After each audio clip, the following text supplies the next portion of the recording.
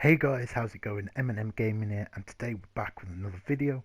Yeah, today we're going to be talking about a question actually asked by one of my subscribers, a cool dude on YouTube, Infinity Game 16.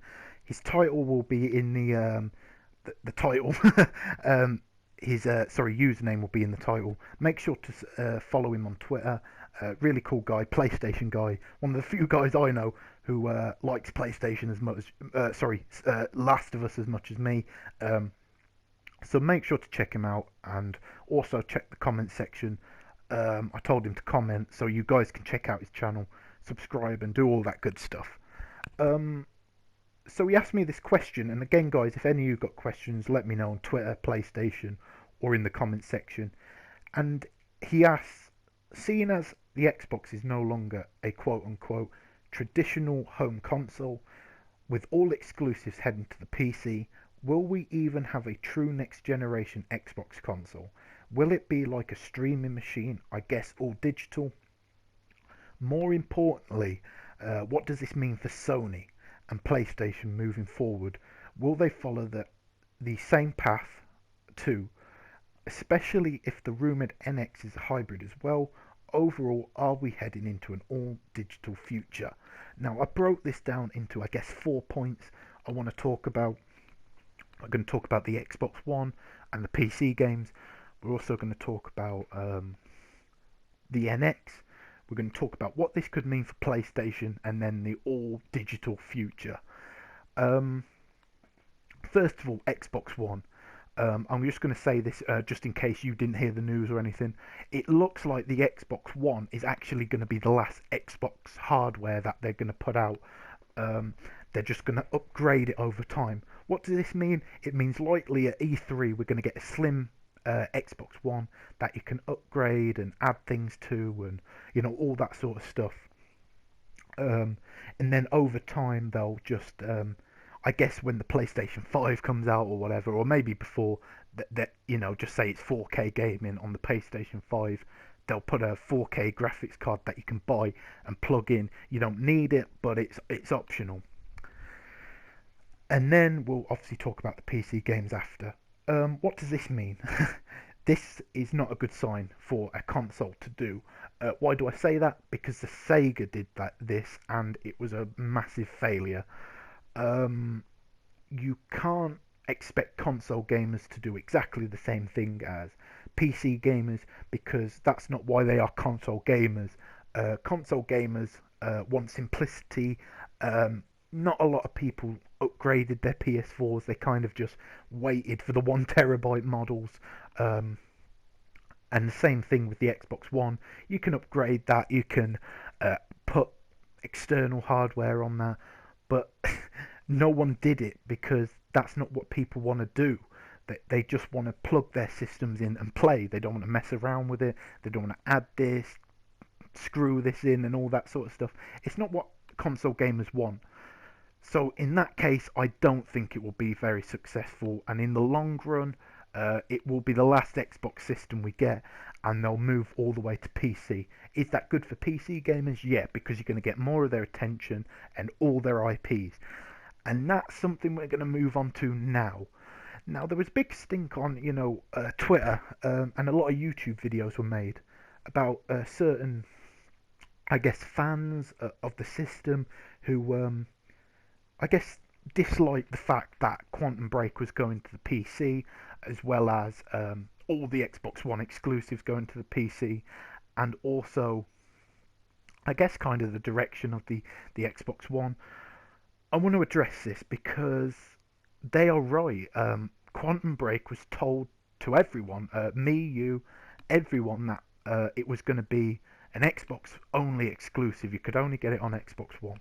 Well, that was a barefaced lie, because they day and date put it that you could get it day and date on the PC.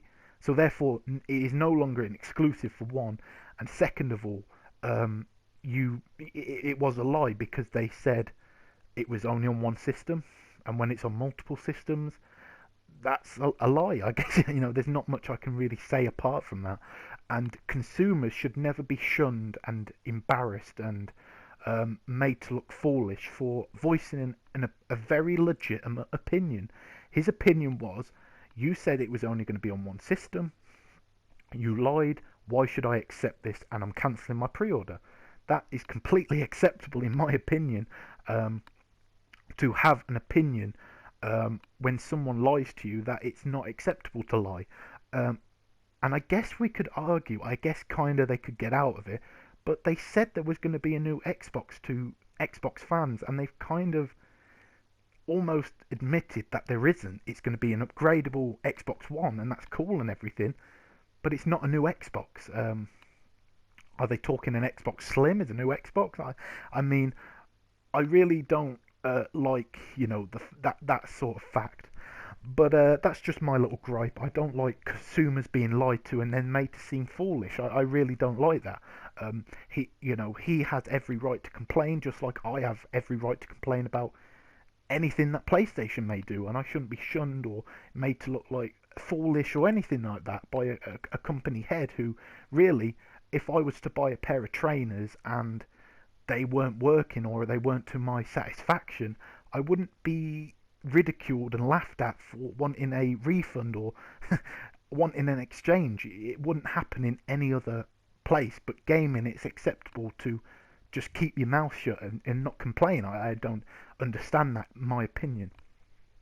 What does the game, though, get onto the point now, what does the games going to PC mean? Well, for Xbox, it's going to affect it badly, I think. It means less sales every month, and you can start seeing that worldwide. The sales of Xbox Ones are going down already with this news. And even in the US, the last MPDs we had, Xbox lost by its biggest margin ever this generation. So that is quite something. Maybe confirming why they're right to move out of it. Who knows? But what does it mean for PC? It means that the games are going to be more financially successful. It means the games are going to be, they'll sell more, the DLC will sell more, the expansions and all this will sell more. And ultimately it means the games are going to be more profitable, which in general is a win for Microsoft, but it's not really a win for the Xbox, because the more people who buy it on the Windows 10 store, the more they're going to support the Windows 10 store. That's just my opinion, guys, but let me know what you think about the Xbox. Now we're going to briefly talk about the NX, because I don't like to talk too much about stuff we don't know too much about. But the NX, I believe, will be a failure if they do not have any third-party support. If they completely get rid of all third-party support, have none, only first-party exclusives and possibly second-party, yeah, that's dead on arrival. Because what sells a PS4? Yeah, a lot of people are probably going to buy it for Uncharted and Gran Turismo and possibly Ratchet and Clank for the movie and everything. But that's not the general people who buy the console. The general people will buy it for, I guess, Battlefield, Battlefront, Call of Duty, GTA, FIFA, all these sort of games, third-party games are what sell a console. So if you don't have any third-party support, as we see with the Wii U, it sold about 11 million, just under 12 million in 4 years, and the PlayStation in 2 years has sold 40 million. So we have to really compare that and think, yeah, it's not going to be very good for the NX if it has zero third-party support. But yeah, I hope it does well, because if the Xbox goes and the NX doesn't do very well, then PlayStation is unchallenged. The problem is, if the PlayStation is unchallenged, then there is a possibility for laziness. And that smooth little segment, I guess, we're going to talk about what does this mean for Sony. Hopefully, as a Sony fan, someone who follows the news and everything, hopefully this means nothing. Hopefully Sony goes with their plan of making a PlayStation 5 that comes, with a VR headset and, or a better VR headset when the PS5 comes out, and they focus on their first party, continue making great games like Uncharted and only having it on PlayStation systems, continue having, getting the marketing deals for, Call of Duty and Battlefront and, all these big games that they, get. Um, Continue with that, and then just, stick to a traditional console. Stick to what made the PS1 great. It was the most bare basic, boring. We didn't even have analog sticks on the controller, but it was great, and it was my favourite PlayStation until probably PS4. If it gets Crash Bandicoot, then it will be my favourite, the PS4. But the PS2 very simplistic. The PS3 tried to do too much, and it was the lowest selling PlayStation console. The lowest selling PlayStation console still sold 80 million, and the PS4 is on track to sell 100 million. But at the same time, you see what I'm saying, guys. Um, Worst comes to worst, I'm scared a bit that it is going to be this plug and play sort of thing, because it may straight away make you a little bit extra money, and it looks great. But in the long run, and I think PlayStation know this because they've been in the hardware game at least longer than the Xbox, and they've had more success in the hardware game than the Xbox. I think they know what the gamers want, and I think they've definitely implemented it this generation very well, in my opinion, about giving gamers what they actually want, and not telling you want DRM, and you want always online connection, and you want 24-hour check-ins, and always on camera.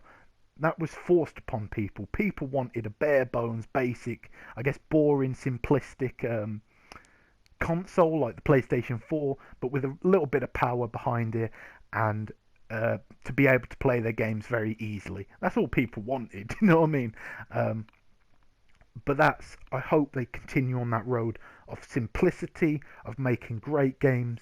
I don't think it will affect the PlayStation, because they are really, really behind the way I hear them speaking about VR, and they've said kind of that, or people are suggesting anyway, that people are that they're going to make a PlayStation 5, and it's going to be really powerful to support a new PlayStation VR headset.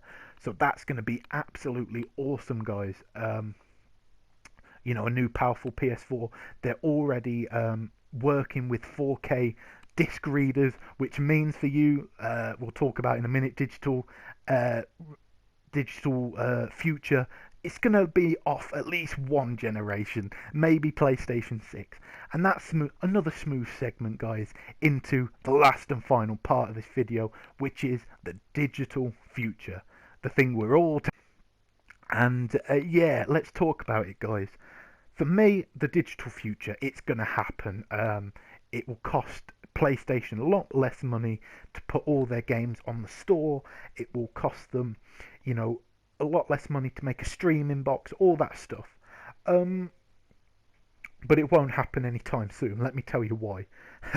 I mean, I think it's became quite a famous meme, on YouTube, not YouTube, on Twitter, about PlayStation having, problems with its PSN. You cannot run a online based system, only online based system with the network PlayStation got.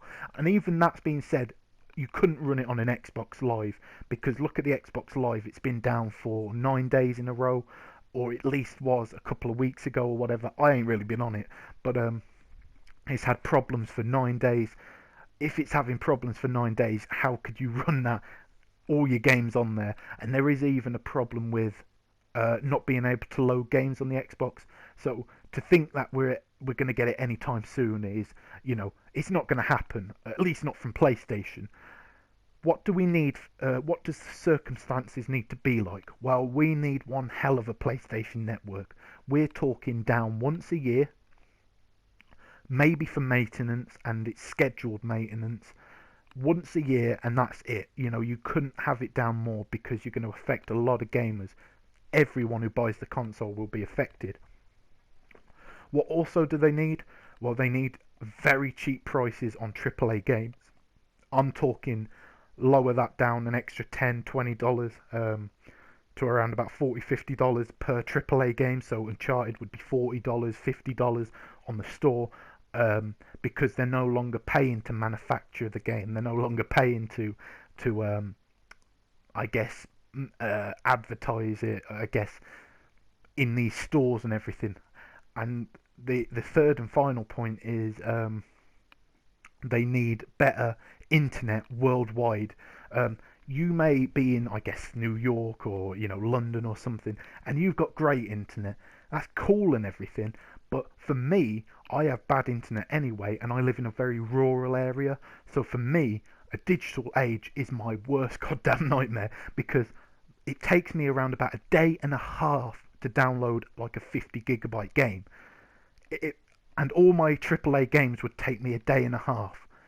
Meaning, if I was to download all my AAA games, it would take me longer.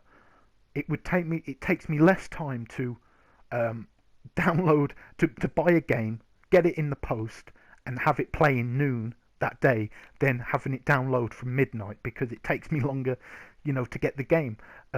Obviously, there's ways around that, preloading, but even then, guys, I think it's a long way off. And then there's a big, big, big hurdle, and that is GameStop.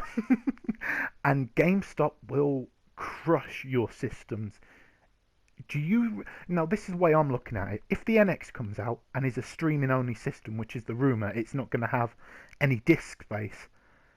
Why are GameStop going to try and sell your console?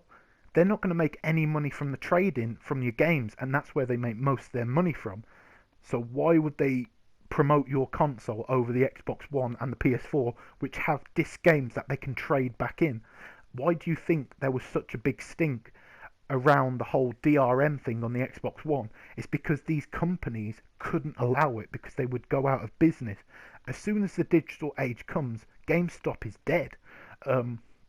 Are we still going to get our trinkets and our little Nathan Drakes and all the stuff we love? Yeah, of course we are. There's Amazon, there's there's the Sony official website, there's eBay, there's all these places that are going to sell PlayStation 5s and 6s and all that.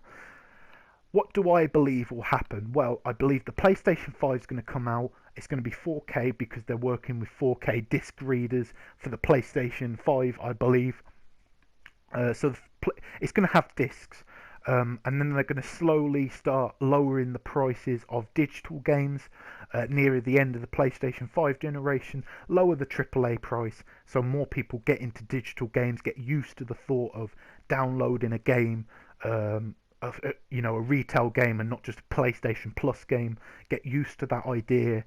And then on the PlayStation 6 in around about 2027, 2028, that's when I believe that we're going to fully go into this digital only. It's going to be a streaming box, the PlayStation 6, but that's a long way away. We're talking 12 years away. So I think by then we'd all have very powerful internet. The servers would be much better, and a lot of mistakes that were made would be learnt from, especially with online gaming. That's just my opinion, guys. But very interesting topic. Love talking about this, guys. I love talking about what possibilities in gaming, possibilities, the future. I love talking about all this good stuff. But if you like the video, make sure you leave a like. If you have any video ideas or comments or any of that good stuff, let me know down below. But until next